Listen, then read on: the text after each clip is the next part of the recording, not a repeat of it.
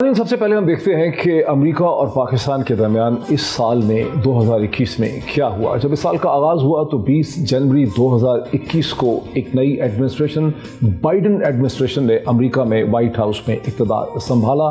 جس کا فیصلہ نومبر 2020 کے انتخابات میں ہو چکا تھا، جس میں پریزیڈنٹ ٹرمپ کو شکست ہوئی۔ لیکن یہ امریکہ پچھلے امریکہ سے اس لحاظ سے بہت مختلف تھا کہ یہ اب ایک بڑا ڈیوائیڈڈ، بڑا پولرائز اسپلٹ امریکہ تھا، جس کے اندر کیپٹل ہل میں، کانگریس میں اور اقتدار کے ایوانوں پہ عوام حملہ بھی کر سکتے تھے۔ اس کے بارے میں ماہر ناز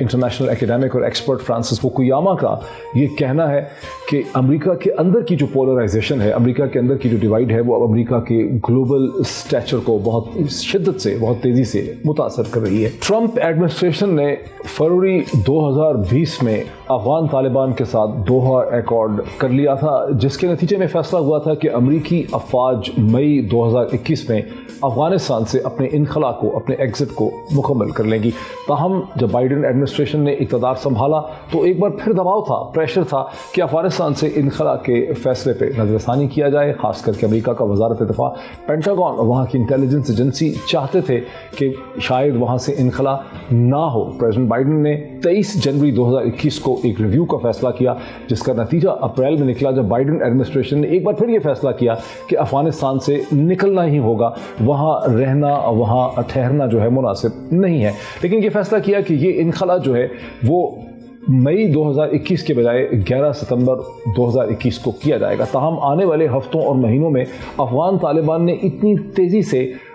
موو کیا اور افغان نیشنل آرمی نے اتنی تیزی سے کولیپس کیا کہ امریکہ کے صدر کو اپنے ٹائم ٹیبل اور سکیجول کو ریوائز کرنا پڑا اور انخلا کی تاریخ نئی دی 31 اگست۔ لیکن 31 اگست کی تاریخ سے پہلے 15 اگست 2021 کو وہ آئیکونک ہسٹورک امیجز ہمارے سامنے آئے، جب افغان طالبان کابل کے پریزیڈنشل پیلس میں فاتحانہ طور پر داخل ہو گئے۔ پاکستان میں ہمیشہ یہ پاپولر اوپینین رہی، جو عوام کی اوپینین بھی یہی تھی، میڈیا ڈریون اوپینین بھی یہی تھی، لگتا ہے انسٹیٹیوشنل اوپینین بھی یہی تھی کہ افغانستان میں امریکن کنٹرول، افغانستان میں ہندوستان کی ایجنسیز کو، وہاں کی اسٹیبلشمنٹ کو، افغانستان کی ایجنسی NDS اور وہاں کی حکومت کی مخصوص جو ساخت تھی، اس کی وجہ سے بہت سپیس حاصل تھی۔ وہ سپیس تھی جسے ہندوستان کی ایجنسیز نے استعمال کیا پاکستانی فوٹا میں، سوات میں، بلوچستان میں، کراچی کے حالات کو خراب کرنے کے لیے، اور یوں پاکستان کی اندرونی سیاست میں، یہاں کے پولیٹیکل پروسیس اور ڈائنامکس میں ہندوستان کو مداخلت کرنے کا موقع ملا۔ اور جب امریکہ کا انخلا ہوگا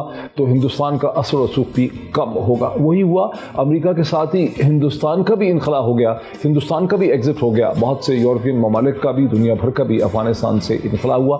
جو نئی سچویشن افغانستان کے حوالے سے ڈیولپ ہوئی وہ یہ ہے کہ افغانستان میں اب ایک ایسی حکومت ہے افغان طالبان کی جس کو دنیا میں کسی نے بھی ریکگنائز نہیں کیا۔ باقی ساری دنیا کو تو چھوڑیں، اسے ابھی تک پاکستان بھی ریکگنائز نہیں کر سکا۔ جب افغان طالبان کی پہلی حکومت 1997 میں آئی تھی تو اسے پاکستان، سعودی عرب اور UAE نے ریکگنائز کیا تھا۔ اس وقت کوشش تھی کہ امریکہ اور مغربی دنیا بھی اسے ریکگنائز کر لیں۔ لیکن اب افغان طالبان کی ایک ایسی حکومت ہے جسے پاکستان، ایران، چین، روس، سعودی عرب، UAE، قطر کوئی بھی ریکگنائز نہیں کر سکا۔ وہ قطر جس نے دوحہ ایکارڈ کروایا وہ بھی ریکگنائز نہیں کر پا رہا، وہ پاکستان جس نے طالبان کو سپورٹ کیا اور اس پاکستان جس پہ دنیا الزام دیتی رہی افغان طالبان کی سپورٹ کا، وہ بھی افغان طالبان کی حکومت کو ریکگنائز نہیں کر پا رہا۔ اور اب دسمبر ہی کے مہینے میں، سال کے آخری مہینے میں،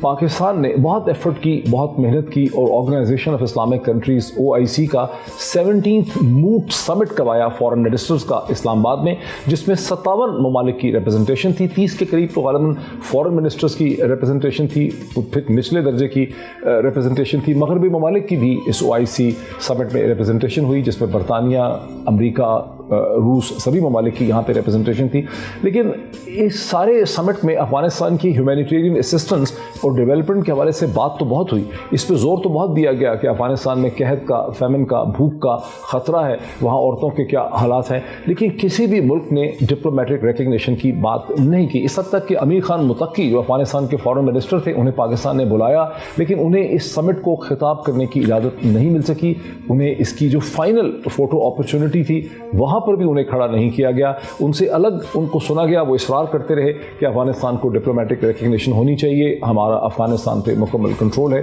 لیکن کسی نے اس طرف بڑھنے کی کوشش نہیں کی۔ اب لگ یہ رہا ہے کہ افغان طالبان کی حکومت کو اگر افغانستان کو گورن کرنا ہے تو اسے بہرحال امریکہ جس نے افغانستان کے $9 بلین سے زیادہ پیسے فریز کر کے رکھے ہیں اور مغربی ممالک کی امداد کی بھی ضرورت ہوگی، اور جو ڈپلومیٹک اور جو ڈیولپمنٹ اسسٹنس انسٹیٹیوشنز ہیں جیسے ورلڈ بینک ہے، جیسے IMF ہے، جیسے ایشین ڈیولپمنٹ بینک ہے، جیسے ڈیفڈ ہے، ان تمام اداروں کی مدد کی بھی افغانستان کو اور افغان طالبان کو ضرورت ہوگی۔ جو نئی حقیقتیں ہمارے سامنے آئی ہیں جن کا شاید ہمیں ٹھیک طرح سے اندازہ نہیں تھا کہ افغان طالبان خود بھی چاہتے ہیں کہ ان کو مغرب کی ریکگنیشن ہو، وہ مغرب کے ساتھ بہتر تعلقات رکھنا چاہتے ہیں، اس کے بعد خواہاں ہیں ملاقاتیں ایسی ہو رہی ہیں۔ نہ صرف یہ بلکہ وہ چاہتے ہیں کہ ان کے ہندوستان کے ساتھ بھی بہت بہتر تعلقات ہوں۔ ہندوستان نے افغان طالبان کی حکومت کے لیے 50,000 میٹرک ٹن گندم دینے کا فیصلہ کیا، اور پھر افغان طالبان نے پاکستان کو یہ مجبور کیا کہ یہ گندم چابہار سے نہ آئے بلکہ پاکستان کے اوور لینڈ روٹ سے آئے۔ پاکستان نے شروع میں کچھ اس میں ہچکچاہٹ دکھائی، لیکن بالآخر پاکستان نے اس چیز کو منظور کر لیا ہے۔ پاکستان میں بہت زیادہ توقع تھی، بہت امید تھی کہ افغان طالبان تحریک طالبان پاکستان TTP کو دھکا مار کے بری طرح سے ذلیل و خوار کر کے افغانستان سے نکال دیں گے، لیکن پھر ہم نے دیکھا کہ ایسا بھی نہیں ہوا۔ جو پاکستانی جرنلسٹ اور صحافی افغانستان گئے 15 اگست کے بعد، انہوں نے دیکھا کہ افغان طالبان اور TTP کے درمیان خاصے بہتر روابط ہیں، ایڈمنسٹریٹو لیول پہ بہت بہتر ریلیشن شپ ہیں۔ متضاد اوپینینز تو ہم سنتے ہی رہے، لیکن باٹم لائن یہ نکلی کہ افغان طالبان پاکستان پہ یہ زور دیتے نظر آئے کہ پاکستان کو TTP کو پاکستان کے سیاسی ڈھانچے میں ایڈجسٹ کرنا چاہیے، انہیں معافی دینی چاہیے، ان کو ری انٹیگریٹ کرنا چاہیے، اور وہ پروسیس ہمارے سامنے اس وقت چلتا نظر آ رہا ہے۔ دو بڑے اہم ایشوز ہمارے سامنے ہیں۔ جب ڈپلومیٹک ریکگنیشن کی بات ہوتی ہے،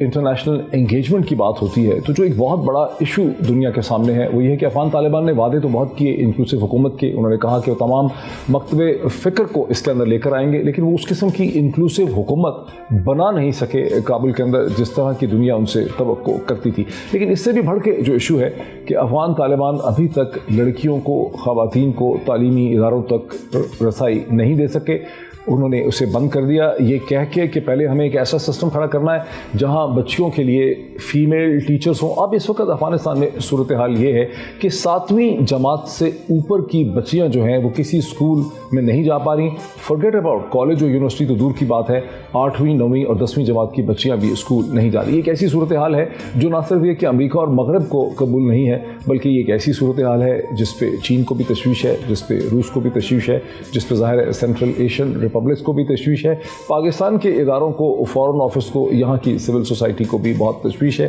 لیکن افغان طالبان کا اندر کا جو سیاسی ڈھانچہ اور ساخت ہے وہ کچھ اس قسم کی ہے کہ اس ایشو کے اوپر وہ کوئی پروگریس نہیں دکھا پا رہے۔ سال کے آخر میں صورتحال یہ ہے، ایک آخری کامنٹ کر دوں جو بہت امپورٹنٹ ہے، کہ ایسا لگ رہا ہے کہ پاکستان افغانستان کی بدلتی ہوئی صورتحال میں دو اکانومیز کو، دو معیشت کو پال رہا ہے۔ ایک پاکستان کی اپنی ایک مشکل صورتحال والی معیشت، اور دوسری طرف افغانستان کی صورتحال جس کی وجہ سے پاکستان کی معیشت پہ، اکانومی پہ، پاکستان کی سپلائی چین کے اوپر اور پاکستان کی جو روپی اور ڈالر پیرٹی ہے اس کے اوپر بھی بہت زیادہ دباؤ نظر آتا ہے۔ اس سال جون کی 19 یا 20 تاریخ کو وزیر اعظم پاکستان جناب عمران خان صاحب نے امریکہ کے ایک online television channel HBO کو ایک انٹرویو دیا۔